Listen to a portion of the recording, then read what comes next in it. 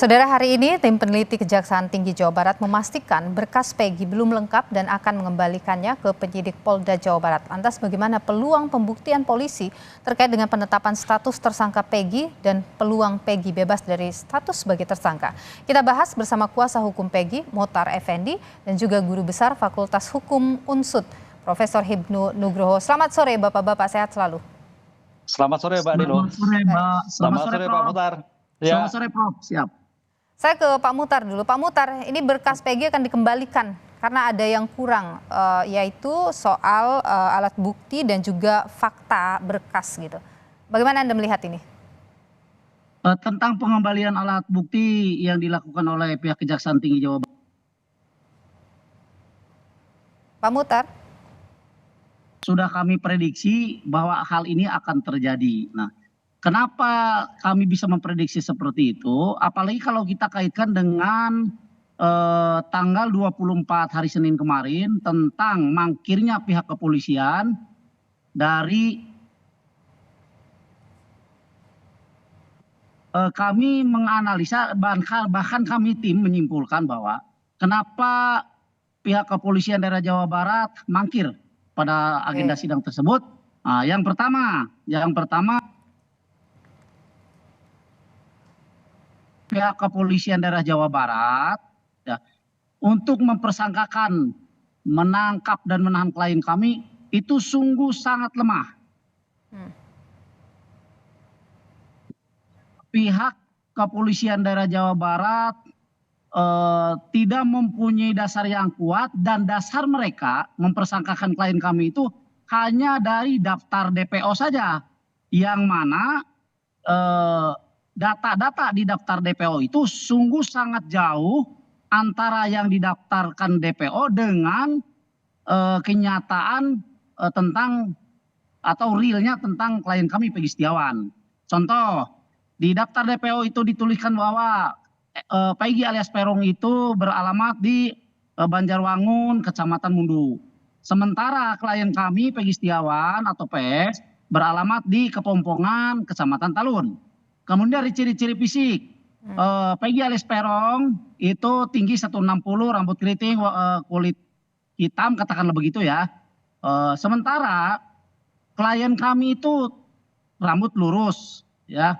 Kemudian kalau tinggi badan saya pikir karena orang Indonesia itu rata-rata 160 lah. Tapi paling tidak ciri-ciri dari rambut pun sangat jauh.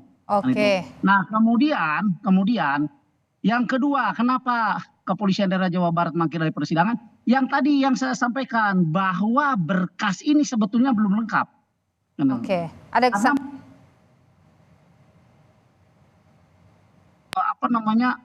bukti-bukti yang akan dikemukakan nanti pada saat sidang pra-peradilan. Nah, gitu. Nah, siap.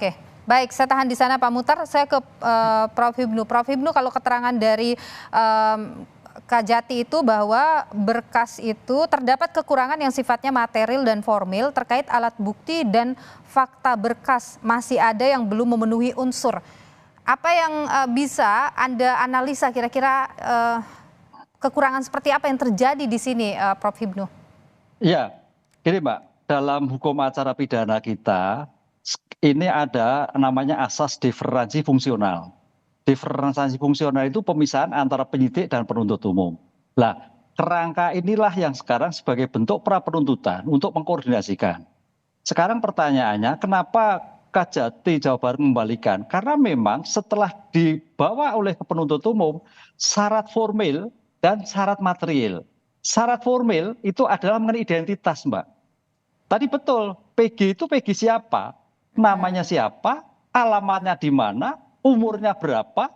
Kan gitu. Anaknya siapa? Itu. Material adalah mengenai bukti. Buktinya bagaimana terhadap yang ada. Itulah yang akan dikembalikan. Karena apa? Penuntut umum lah yang akan membuat suatu format surat dakwaan, suatu cerita yang utuh.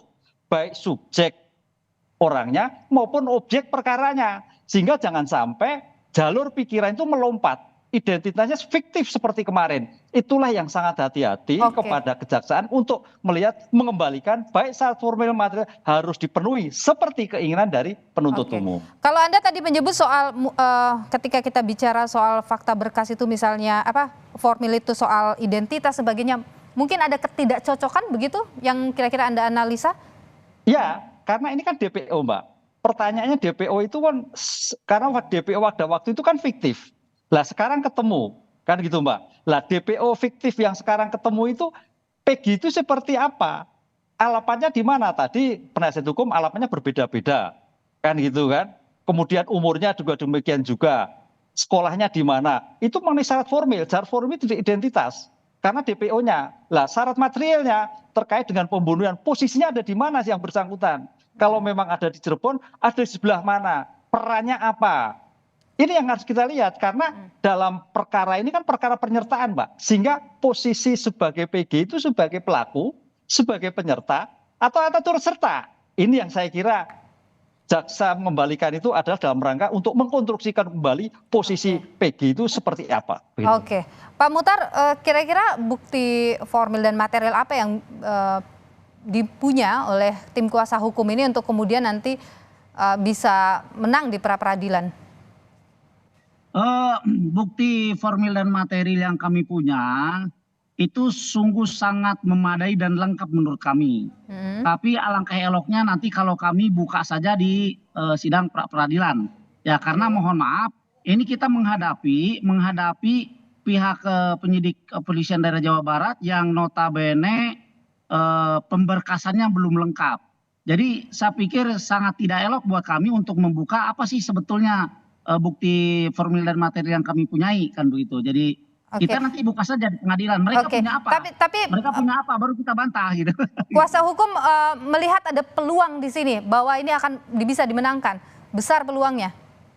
Insya Allah kami sangat meyakini bahwa kami akan memenangkan persidangan pra-peradilan ini. Karena seperti yang tadi saya sampaikan di awal ya.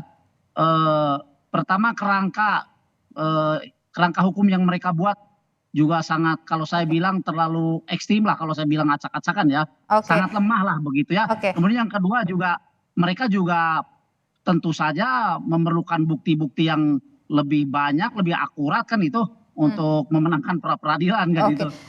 Tapi Pak Muhtar begini, kan sekarang lagi P19 ini berkasnya di Kajati. Apakah itu juga jadi salah satu celah di mana kemudian kuasa hukum merasa ini akan bisa memenangkan pra-peradilannya? Salah satunya memang demikian, Mbak. Salah satunya memang demikian. Karena apa? Karena jauh-jauh hari saya sudah sampaikan, walaupun berkasnya sudah dilimpahkan ke kejaksaan, belum tentu berkas itu dinilai lengkap dan sempurna oleh pihak kejaksaan.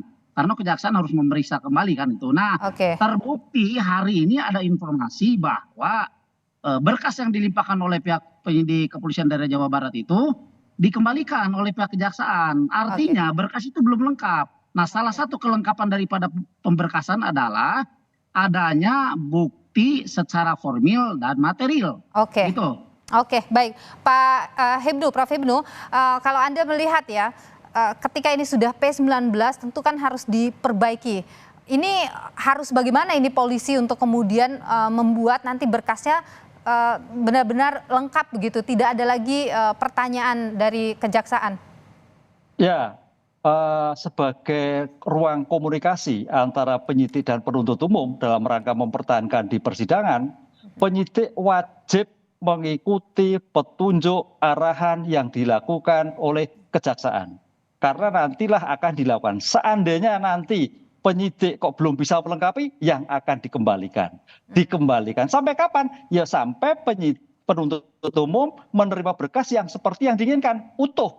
Syarat formilnya juga utuh, syarat materialnya utuh. Sehingga siap dibuat sebagai bentuk surat dakwaan di persidangan. Itu ada batas waktunya kah Pak, Prof?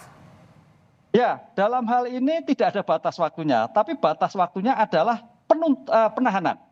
Jadi penahanan ini akan bekerja sehingga seandainya nanti penyidik belum cukup melengkapi sedangkan penahanan di Polda sudah habis, maka PG harus dikeluarkan demi hukum. Pernah tidak Prof, sepengetahuan Anda ada kasus yang kemudian berhenti di situ begitu? Ya, Pak, banyak Mbak. Karena inilah yang perlu dilakukan karena perkara itu tidak mampu untuk dipersidangkan. Banyak. Sehingga kalau dipaksakan, ya seperti kemarin nantinya. Itulah hati-hatinya sekarang dalam konteks criminal justice system, kuncinya jaksa sebagai asas dominus litis pemegang perkara harus betul-betul sebagai filter. Apakah perkara ini mampu disidangkan atau tidak disidangkan. Oke. Melihat subjek yang DPO tadi. Ketika ini sudah di P19 begitu dikembalikan, artinya apakah Anda menilai memang polisi menjawab ya apa yang kemudian diasumsikan oleh publik, terburu-buru begitu menyerahkan berkas ini ke kejaksaan? Ya, penyidik kan fungsinya mengumpulkan barang bukti, keterangan saksi dan sebagainya. Ya tidak terburu-buru, tapi sekarang ini sebagai asas cepat diserahkan. Karena jangan sampai juga tidak diserahkan, ini suatu yang sangat keliru. Sehingga dengan diserahkan pada penuntut umum sekarang diperbaiki, itu suatu langkah bagus. Artinya kesempatan penyidik untuk memperbaiki seperti keinginan petunjuk kejaksaan sehingga mampu disiapkan di sidang di persidangan. Oke, baik. Terima kasih Profesor Hibnu, Guru Besar dari Unsud, dan juga Muhtar Effendi, Kuasa Hukum dari Peggy Setiawan, sudah berbagi pandangan di Kompas Petang.